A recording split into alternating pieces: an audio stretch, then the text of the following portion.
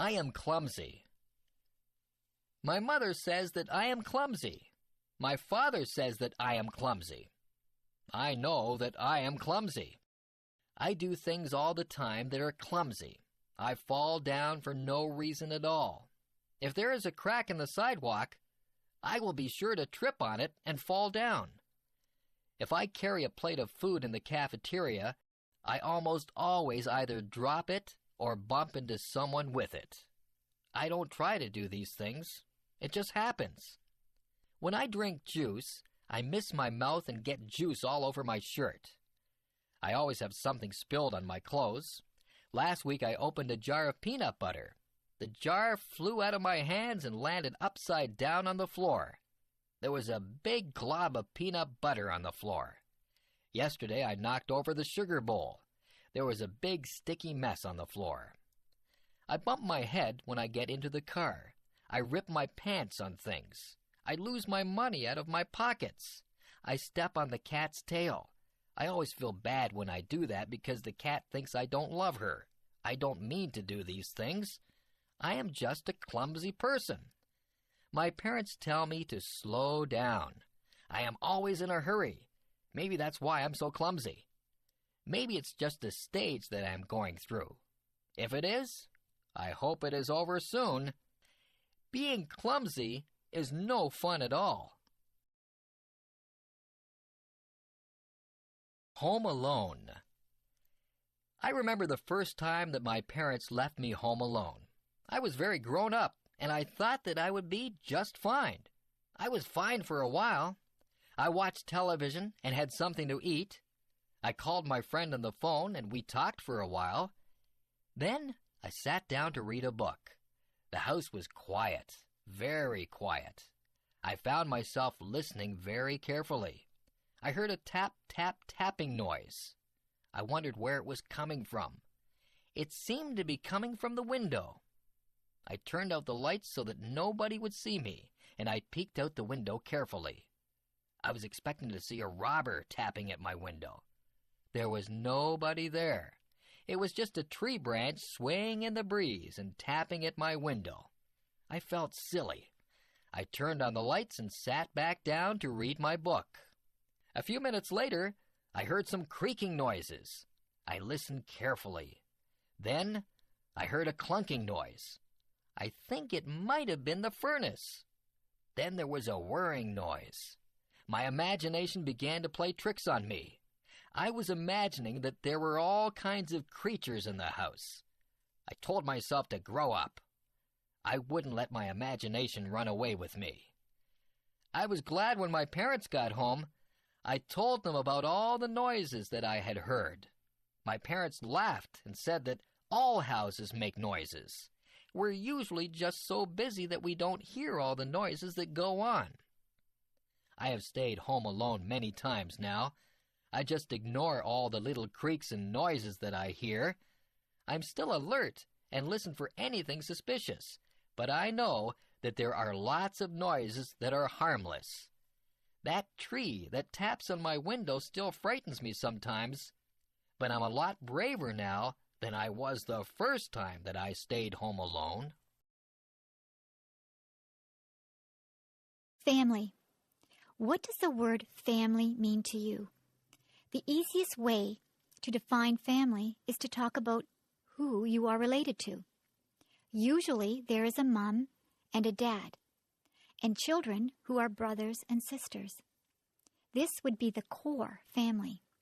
Then there is the extended family, which would include grandparents, aunts and uncles, cousins, nieces, and nephews, and in-laws. People married to your brothers or sisters, husband or wife. However, I think the word family has a much deeper meaning.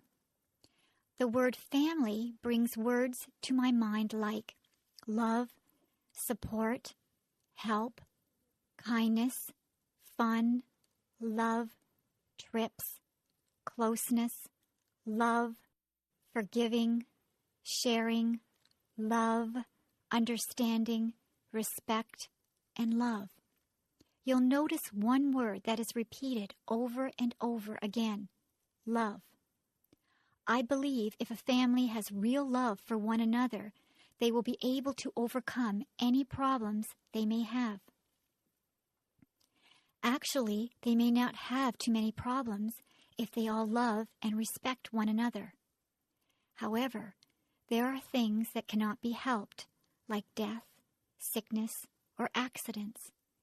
It is during those hard times that a family's love helps them to go through those experiences. We had quite a few children in my family. There were brothers and sisters, which included an adopted brother and a number of foster children too.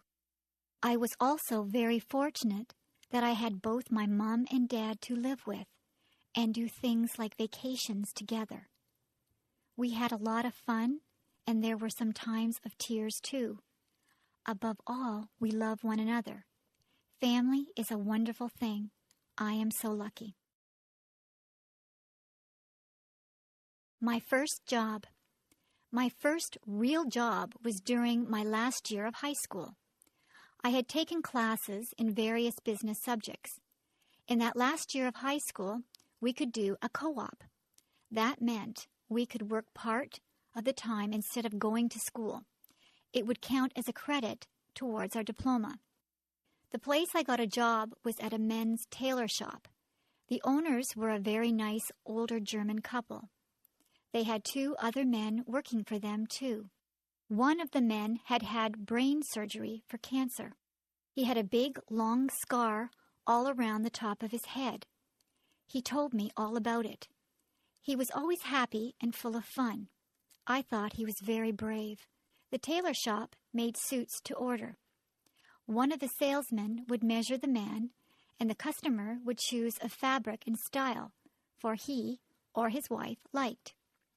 The people in the back of the shop would then cut and sew the suit. The suits cost a lot of money. There were also suits already made that the customer could buy instead if they wished. They could also rent suits or tuxedos for weddings or parties. I worked at a little desk. I answered the phone, wrote letters, filed papers, and did some bookkeeping. It was about a mile walk from my school to work. I passed many clothing shops. That wasn't good because I spent a lot of my money that I earned in those shops. I worked at the tailor shop for almost a year. It was a good experience and helped me get my next job with the United States Navy. That was fun too. First trip away from home.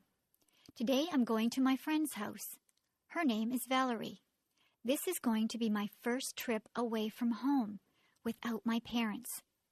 My dad is driving me to Valerie's house, and I'll be staying there for 2 weeks. Her mom will drive me back home. It takes about 1.5 hours to get there. I have to pack enough clothes for play, work, and church. I hope I'll pack the right things. Of course, I have to remember my toothbrush and hairbrush. Valerie lives on a farm. I'll be helping her dad with milking the cows, I think. We'll play up in the hayloft after we have helped put the bales into the barn. We'll be all itchy when the job is done. There are a lot of things to do on a farm. Her mom is a good cook and will feed us well. There is a nice pond where we can go swimming. I mustn't forget my bathing suit. I wonder if the farm dog comes into the pond too. That would be funny. My dad and Mom are giving me money just in case we go shopping. I hope we do go shopping because I want to buy lots of candy. I won't tell my Mom that. Oh dear, I hear Dad yelling, "Let's go!" I haven't even finished packing my things yet. I guess I better stop writing this now and get busy fast. Bye.